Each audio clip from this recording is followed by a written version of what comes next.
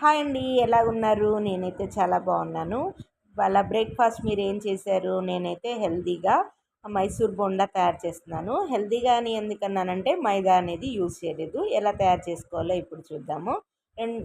మనం పెరుగు అనేది ఒక కప్పు బాగా కొట్టేసుకోవాలి. కొట్టేసుకొని తర్వాత దాంట్లో అల్లం, పచ్చిమిరపకాయలు, కరివేపాకు, ఉల్లిపాయలు, కొంచెం సోడా ఉప్పు, కొంచెం జీలకర్ర, దానికి తగినంత ఉప్పు వేసేసుకొని కలిపేసుకోవాలి. ఒక కప్పు గోధుమ పిండి, 2 స్పూన్లు మనకి బియ్యపిండి వేసుకోవాలి. పైన క్రిస్పీగా రావాలి కదండి.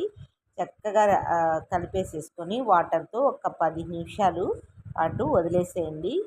మనకి బాగా ఉబ్బడానికి ఉపయోగపడుతుంది. అదిగోండి మైసూర్ బొండాలు వేడి వేడిగా రెడీ అయిపోయాయి. మీరేం చేశారు టిఫిన్? మరి కామెంట్ చేయండి.